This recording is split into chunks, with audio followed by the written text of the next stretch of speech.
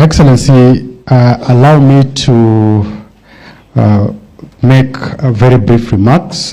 First is to appreciate this team of eminent Kenyans led by General Opande, Mama Shamsha.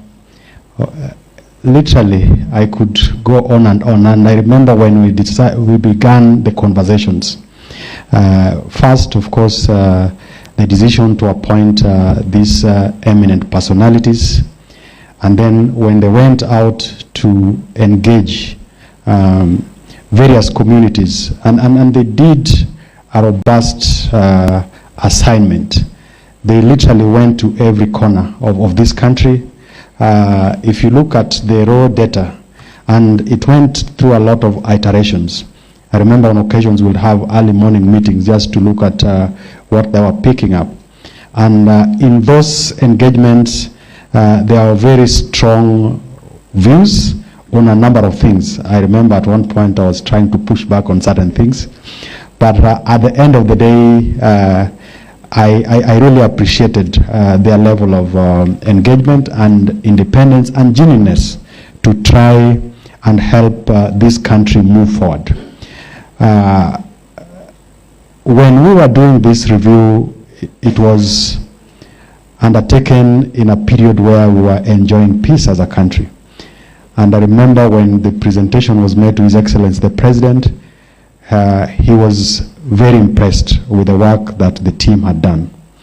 But I remember him challenging them further to look into certain aspects of it, particularly the political question on how we can be able to still have and entertain varying political views and keep the country peaceful.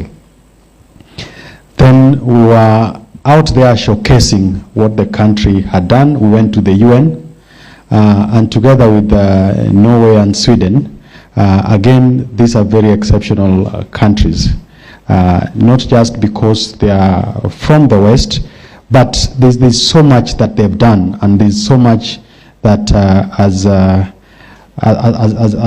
the entirety of humanity, we look up to these two countries. But then they are also able to put in resources to enable this work to be undertaken. Initially, we had intended to launch this before March. Then we moved it to June. And when we were about to launch it, then whatever happened, and we were all in this country. And for me, this just goes to underscore how fragile societies are, and particularly our society. That on the backdrop of celebrating that we were undertaking this exercise when we were peaceful, a few weeks later, things really degenerated. And some of the issues that were being brought up were some of the issues that had been picked up by these eminent Kenyans. And it is my hope that when we look at the four broader areas of focus that they are recommending, we'll be able to take them forward. And for me, again, it's a call to the rest of the country that we have a responsibility to jealously guard against our peaceful coexistence, against elements or things that will take away that peaceful coexistence. When this review was happening, of course, it was happening against the backdrop of what had happened in Shakahola. So that ordinarily you think about things that will make a society not peaceful, and religion hardly comes into the picture. But this happened right within our borders. We lost more than 400 Kenyans. We continue to lose Kenyans on account of several conflicts. And lastly, Your Excellency, there are new emerging areas of concern. How well do we utilize technology so that then, instead of getting or maximizing the benefit that technology affords us, we discourage ourselves and Kenyans, and particularly our youth, from utilizing technology in a negative way that then becomes a threat to our peace.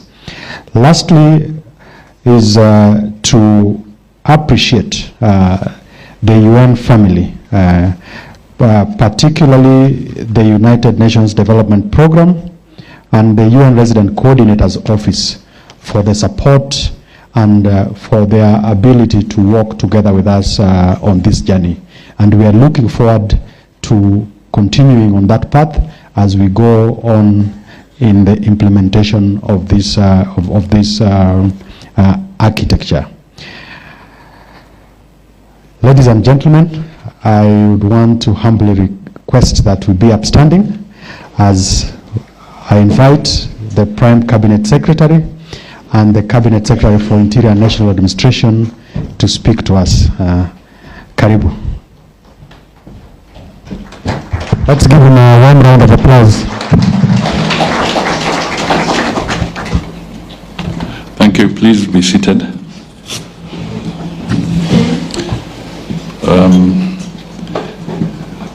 Dr. Raymond Omollo, Principal Secretary for Internal Security and National Administration,